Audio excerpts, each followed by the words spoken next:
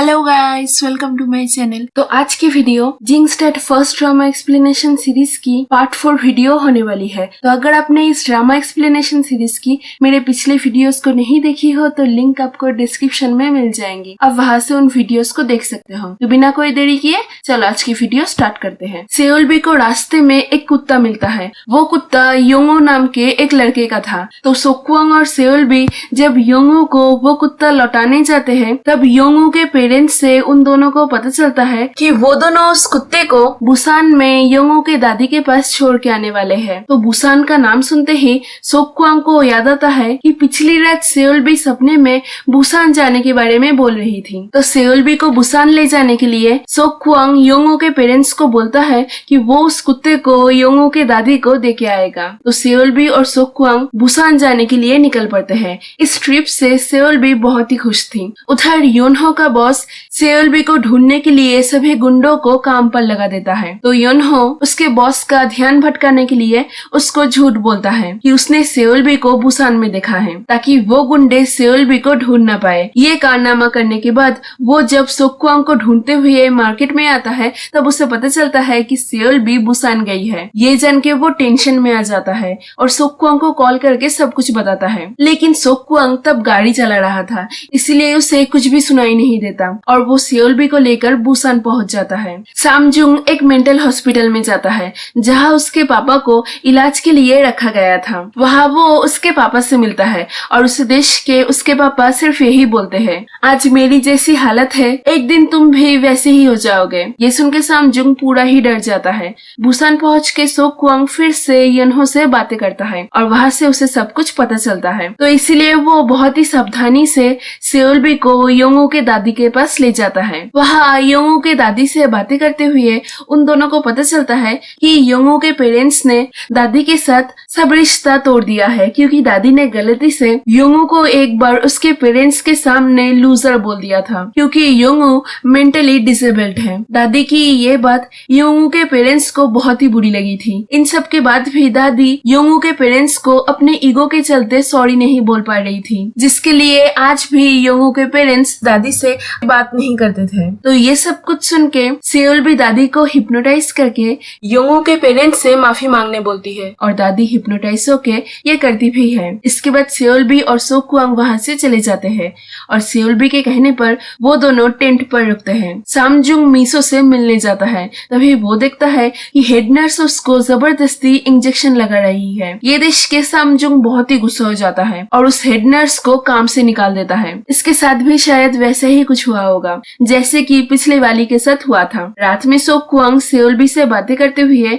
उसे बताता है कि शायद सेओलबी के फैमिली मेंबर्स उसे ढूंढ रहे हैं, जिसपे सेओलबी बोलती है कि उसे उसके फैमिली के पास नहीं जाना। वो सोक्वांग को बहुत पसंद करती है, इसीलिए उसे हमेशा सोक्वांग के साथ ही रहना है। सोक्वांग सेओलबी की बातों को उतना सीरियसली नहीं लेता। वो सोचता था कि सेओलबी एक बच्चे की तरह है, आज शायद उसे वो पसंद है लेकिन कल नहीं भी हो सकता है और उसे लगता था कि एक ना एक दिन सेओलबी उसे छोड़ के चली जाएगी। इसीलिए सोक्वांग सेओलबी को पसंद करते हुए भी उसे ये बोलना नहीं चाहता था। तो सेओलबी जब उसे पूछती है कि क्या वो उसे पसंद करता है तब इस पर सोक्वांग कुछ भी नहीं बोलता, जिससे सेओलबी को लगता है कि सोक्वांग उसे पसंद नहीं करता। इससे वो बहुत ही मायूस हो जाती है। उधर सामजुंग मीसो के चोट पर मरहम लगाता है और मरहम लगाते हुए पास्ट की बातों को याद करता रहता है, जहाँ हम देखते हैं कि वो और मीसो पहले कपल्स हुआ करते थे। इसके बाद सामजुंग पहली बार मीसो को उस रूम से बाहर खुद के रूम में ले जाता है, जिससे मीसो बहुत ही खुश हो जाती है क्योंकि इतने दिनों में पहली बार वो सामजुन के इजाजत से बाहर निकल रही थी। अगले दिन सुबह मिंजुन उसके पापा को मीसो के लिए ब्रेकफास्ट बनाते हुए देखता है। ये देख के उसे बहुत बुरा लगता है और वो उसके पापा से पूछता है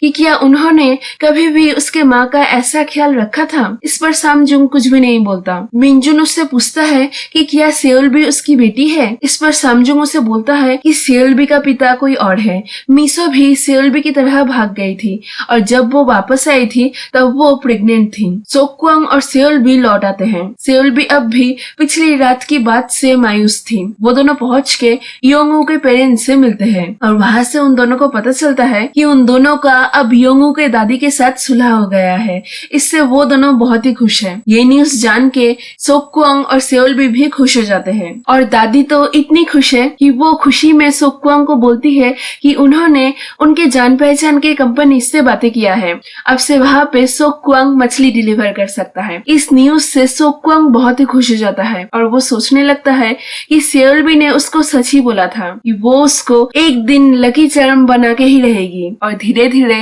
ये सब कुछ हो भी रहा है। उधर सेओनजुंग ह्योन ताई से मिलता है और उसको बोलता है कि वो बहुत ही जल्दी सेओलबी को ढूंढ के निकालेगा। इसके बाद ह्योन ताई उसकी बेटी से मिल सकता है। यहाँ सेओनजुंग की बातों से हम समझ पाते हैं कि उसके ह्योन ताई को सेओलबी से मिलाने के पीछे जरूर उसका कोई साजिश है। सेओलबी के बाजार पहुँचते ही उसको मायूस देश के सभी उससे उसके मायूसी का कारण पूछने लगते हैं। तो सेओलबी उन लोगों को बताती है कि शायद सोक्वांग उसे पसंद नहीं करता। ये सुन के ई योंग उसको लड़कों को पटाने का तरह तरह का तरीका बताने लगती है और वो भी योन जंग के सामने।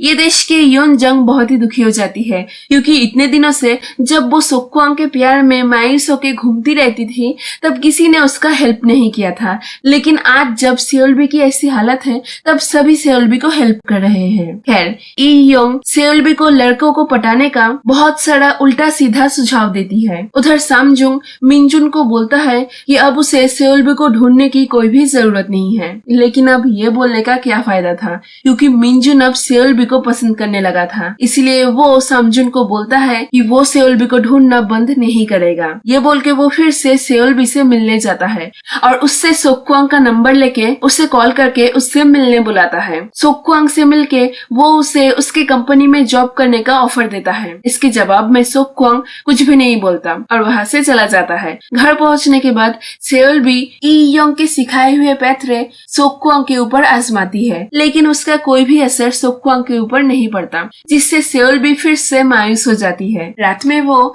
मिनजुन के कहे हुए बातों के बारे में सोचती रहती है, जहाँ मिनजुन ने उसे बोला था कि उसकी माँ को उसकी जरूरत है और अगर वो वापस चली आई तो वो उसे और उसके माँ को एक फ्री पर्सन की तरह रहने देगा जैसे वो चाहती है। ये याद करके वो सोचने लगती है कि अब उसे क्या करना चाहिए। क्या उसे उसके माँ के फ्रीडम के लिए खुद के खुशी का बलिदान देना चाहिए? आगे सामजुन को पता चलता है कि सेओनजुंग सेओलबी को ढूंढ रहा है। ये पता चलते ही वो सेओनजुन को कॉल करके थ्रेट देता है कि अगर उसने सेओलबी को सामजुन से चुराने की कोशिश की तो वो उसे बर्बाद कर देगा। ये सुन के सेओनजुंग सामजुन के ऊपर बहुत ही गुस्सा हो जाता है और यहाँ हमें उन दोनों की बातों से पता चलता है कि सेओनजुंग को पहले से ही मिसो और सेओलबी के बारे में पता था। दोंगसिक को उसके खबरी से पता चलता है कि सेओलबी सोक्वांग के साथ रहती है, तो वो देसिक को पैसे देके उसे सोक्वांग को एक सुनसान से जगह पर बुलाने का ऑर्डर देता है और देसिक ऐसा ही करता है।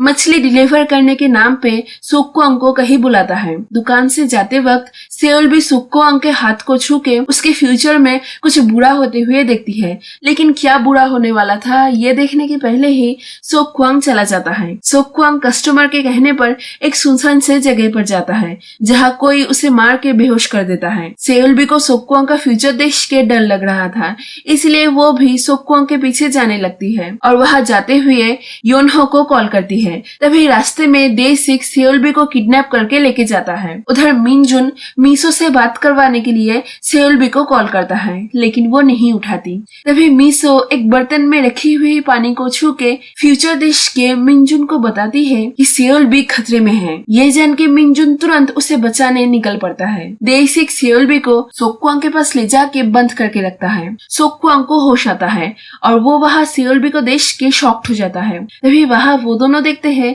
कि किसी ने वहाँ बम लगा के रखा है। बाहर हम दोंगसिक को देखते हैं जो कि कमरे की सीसीटीवी से उन दोनों को देख रहा था। वो ये देखना चाहता था कि क्या सच में ही सेओलबी के पास कुछ पावर है। योनहो सेओलबी का कॉल पाके उसे बार बार कॉल करता रहता है, तो सेओलबी का फोन रास्ते में ही गिर गया था। एक लड़की को उसका फोन मिलता है और वो योनहो को वो फोन लौटाती है। तो उस फोन के लास्ट सर्च लोकेशन को देख के योनहो उस जगह पर पहुंचता है जहाँ सेओलबी और सोक्वांग बंद थे।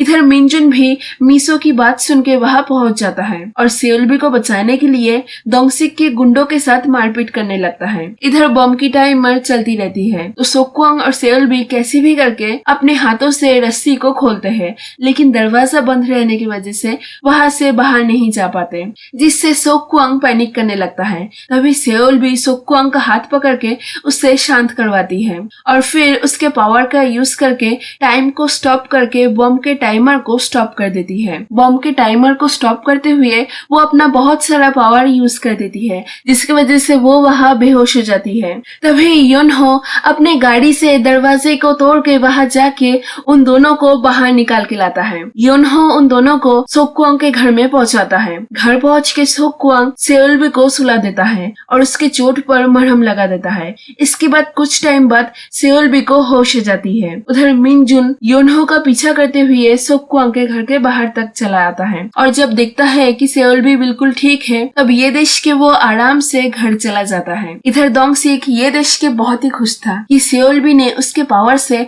उस बॉम्ब को डिफ्यूज कर दिया था। मिनजुन घर जाके मीसो को सेओलबी के ठीक होने का खबर देता है और ये बोलता है कि वो बहुत ही जल्दी उसे वापस लेके आएगा। ये सुन के मीसो उसे ये करने से मना करती है। अगले दिन सेओलबी पूरी तरीके से ठीक हो जाती है और सोक्वांग के लिए खाना भी बनाती है। वहाँ खाना खाते हुए सोक्वांग उससे पूछने लगता है कि कल कैसे उसने उस बॉम्ब को डिफ्यूज किया था। तो सेओलबी उसे कुछ भी उल्टा पुल्टा समझाने की कोशिश करती है, लेकिन सोक्वांग इस बार उसे छोड़ने वाला नहीं था। वो समझ चुका था कि सेओलबी उससे अपने बारे में बहुत कुछ छुपा रही है। वो सेओलबी को सब कुछ सच बताने बोलता है, लेकिन सेओलबी कुछ नहीं बोलती, जिससे सोक्वांग गुस्सा होकर उसे बोलता है, तुम मुझसे कितना झूठ बोलती हो, इसके बाद भी तुम चाहती हो कि मैं तुम्हें पसंद करूं। ये बोल के वो गुस्से में वहाँ से चला जाता है। उधर हम देसिक को देखते हैं। उसने कल सेओलबी से उसका लॉकेट चुरा लिया था, वही वो बेचने जाता है, लेकिन बेच नहीं पाता, इसलिए वो खुद ही उसे पहन लेता है। लेकिन उसको पहनते ही उसके शरीर में खुजली होने लगती है और इसके साथ साथ ही उसके गले में दर्द होने लगता है। इससे वो बहुत ही परेशान हो जाता है और तुरंत सेओलबी के पास जाता है। बाजार में सभी देसिक की ऐसी हालत देख के शॉक्ड हो जाते हैं। सेओलबी समझ गई थी कि उसके लॉकेट की वजह से ही देसिक की ऐसी हालत हुई है, तो वो सोक्वांग को देसिक के गले से उस लॉकेट को उतारने बोलती है